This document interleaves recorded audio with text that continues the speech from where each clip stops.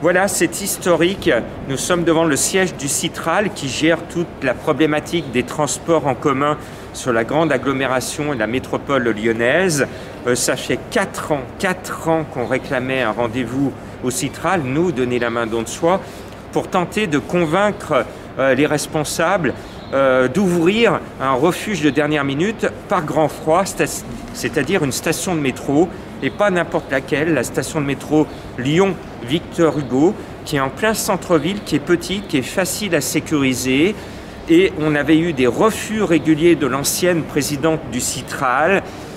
Il y a eu un changement de politique, changement de comportement. Au bout de 4 ans, nous sommes aujourd'hui reçus. Alors, on va entrer dans les bureaux. Je ne sais pas ce qui va être décidé. Je sais ce qui va être débattu. On va présenter notre dossier et puis on va débriefer à la sortie de ce rendez-vous.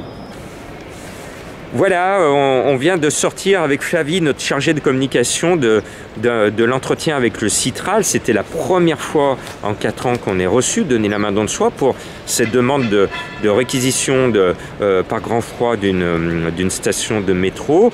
Flavie, entretien positif. Oui, très positif. On sentait que le monsieur avait beaucoup préparé l'entretien, qu'il s'était déjà posé des questions en amont et voilà, c'était très positif.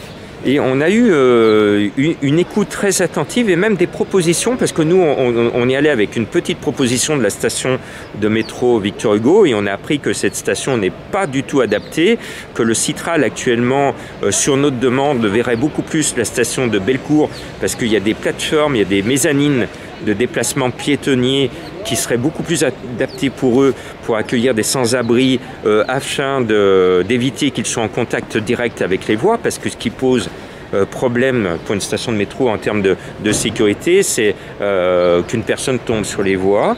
Donc on a eu cette proposition, on a eu un élu qu'on vient de croiser également dans les couloirs, qui nous a dit on a des stations de métro, mais on a aussi du foncier, des bâtiments qui pourraient être imaginés, mis à votre disposition. Donc je crois que c'est en train de bouger, Flavie. Hein. Oui, enfin, on pense que là, ça va donner quelque chose enfin. Voilà. Alors bien sûr, là on est au mois de mars maintenant, on parle du grand froid, donc cela veut dire qu'on se projette maintenant sur l'hiver 2021-2022, mais j'espère qu'on va aboutir, que les négociations qu'on engage également avec la métropole de Lyon, la ville de Lyon, le Citral, et je crois que notre société peut être en volonté de bouger. On a confiance, donc on croise les doigts. Maintenant, c'est pas pour nous, puisque nous, on ne demande pas de subvention. On a dit que tout ce qu'on faisait, on peut occuper le métro, le sécuriser, l'animer, sans argent. Nous, on n'a pas besoin d'argent, on n'a pas besoin de subvention. On a juste une énergie du grand cœur.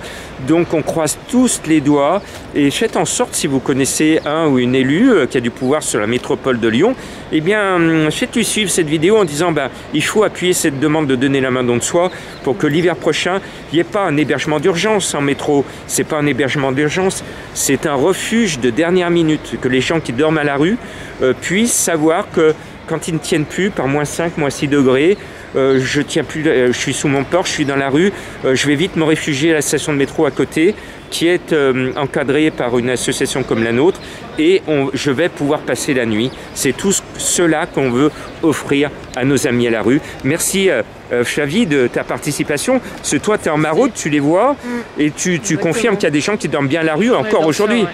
Tous les jours, tous les soirs, même partant de grand froid en dessous de 0 degré. Il y a toujours des gens dans la rue, dans le centre-ville, et voilà, peut-être que maintenant on trouvera une solution pour pallier ça. Merci.